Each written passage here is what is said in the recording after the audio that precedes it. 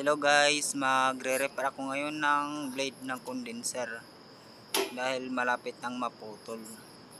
I-off ko muna yung condenser para matanggal ko yung blade. Saka i-welding ko na lang mamaya.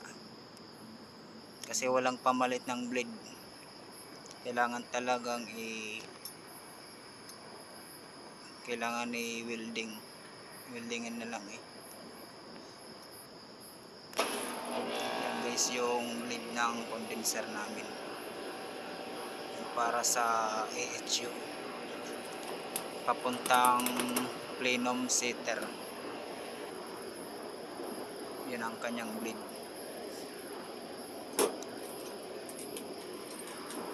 Kasi may baak na sa kanyang sa kanyang blade wala namang pamalit na ilis kailangan talagang na lang kailangan diskarte na lang guys, gawan ng paraan.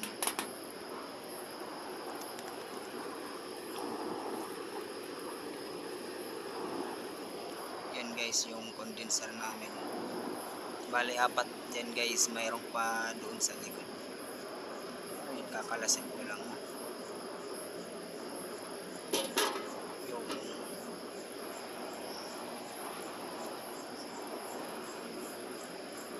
yan guys yung blade nya. Yan ang baak, malapit nang maputol.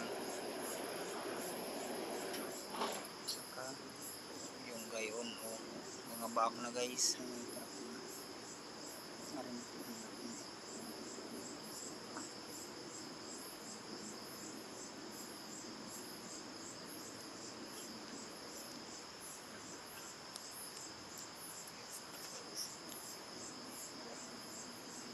Yan, bababa lang ako sa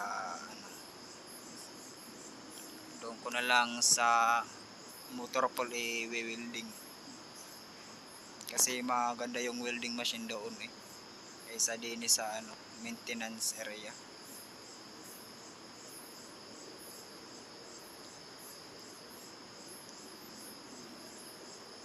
Alam nyo guys, hindi ko sa pagmamayabang, hindi lang electronics at electrical ang alam ko guys, marunong din ako mag-welding, mag-fabricate.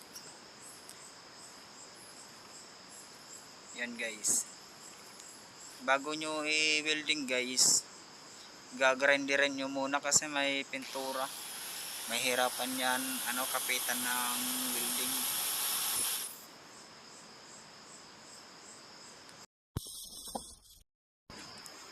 Yan guys, grinder ko muna para lalagyan ko ng kanal para makapit talaga, kasi kailangan talaga maganda yung ka-welding diyan kasi gumagalaw yan guys, baka maputol kung lang hindi maganda yung ka-welding. Yan guys, nilagyan ko ng kanal para kapit na kapit talaga ang welding.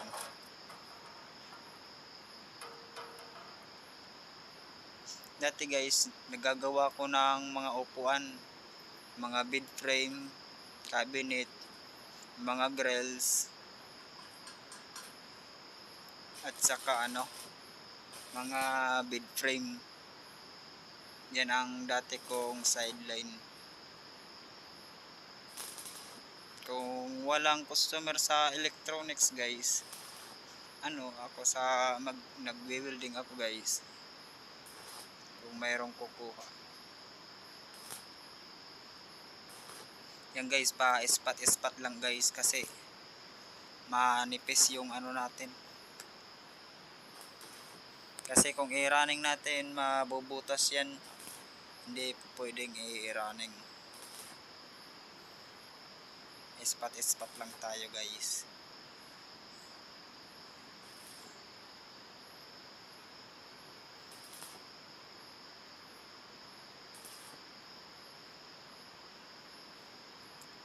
Kasi kailangan talaga gawin ngayon eh.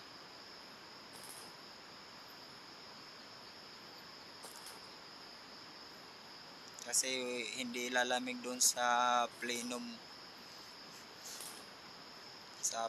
setter. Kaya hindi po pwede na hindi gawin ngayon. Kaya yan muna ang inuna ko guys.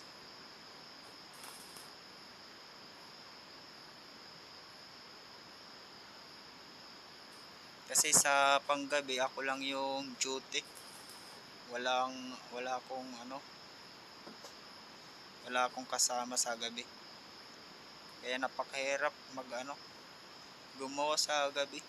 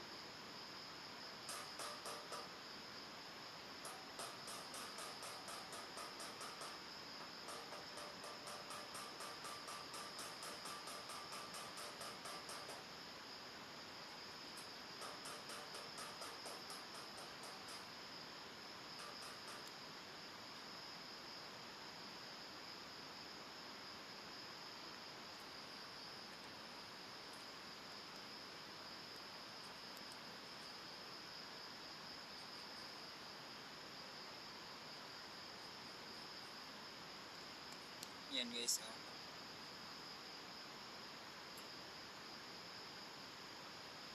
Wala akong tagahawak ng flashlight. Kaya na lang, tiyaga na lang.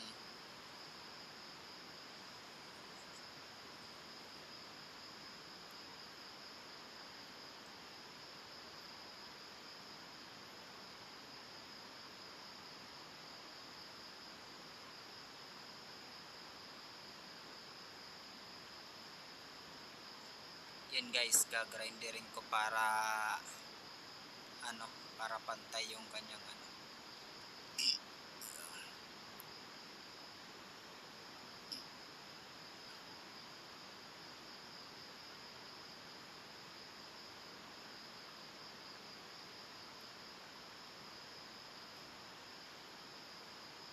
mas maganda guys kung madami kayong alam. Kasi alam nyo, hindi kayo mababakante ng trabaho.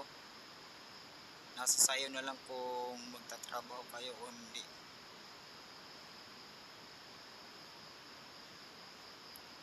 Kasi dati nag-aral din ako ng ISMAW.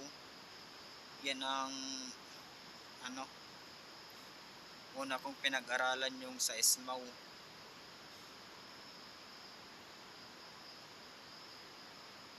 Kung paano mag-welding. Kaya kahit saan ako mapaparoon guys, hindi ako nababakante ng trabaho.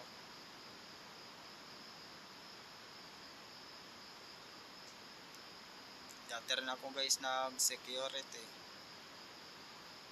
Pero hindi rin maganda yung sa security guys. Kasi kadalasan yung mga agency, mga kurakot. Mga kurap yung mga agency guys. Pero hindi naman linalahat ko ng mga agency. Depende lang sa agency. Kaya tumigil na ako sa paggagwardiya guys.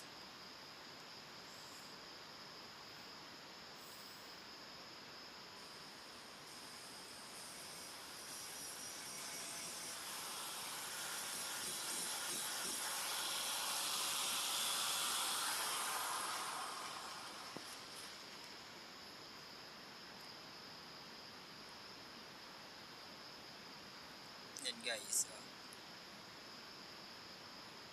Grinder ko kasi para para malinis. mamaya pipinturahan ko na lang para hindi kalawangin. Meron naman dong primer.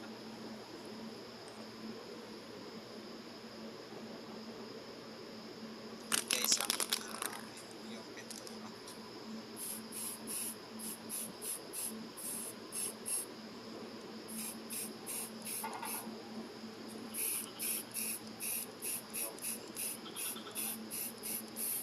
Parang nabalik-lik sa dati guys.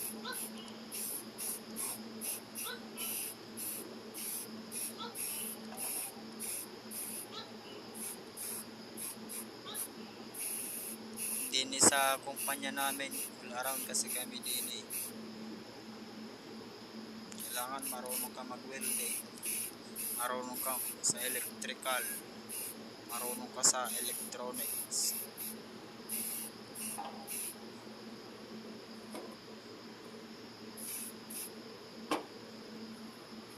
Kaya ano lang tayo, tiyaga lang guys. Walang araw aasin sa tayo.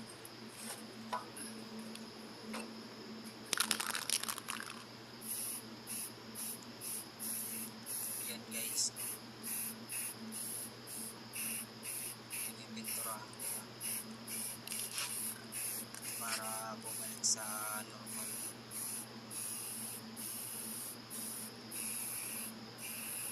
Huwag tayong magtipid sa pintura eh.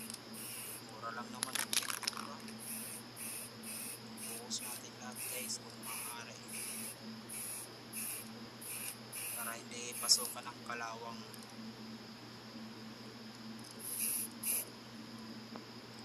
Yun guys.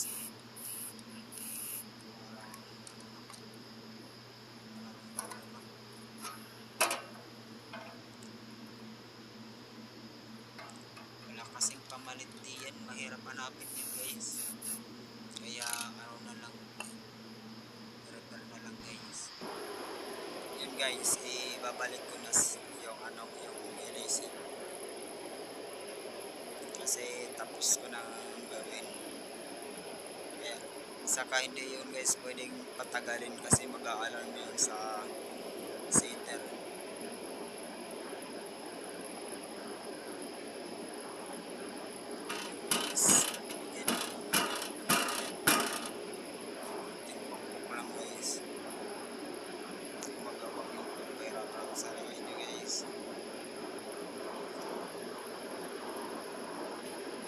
Saka ibalik natin yung dalawang bolt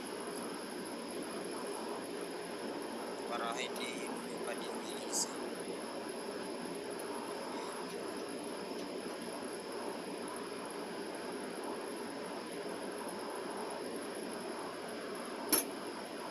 Saka tingin-pit lang yun na yan guys. Balaga na ibalik natin para walang nangyari na guys eh. Parang balik sa dati.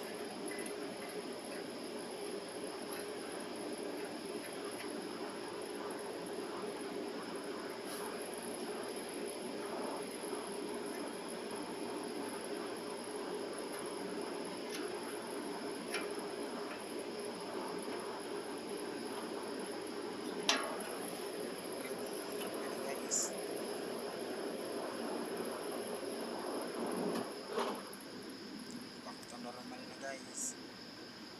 Pwede nang buhayin.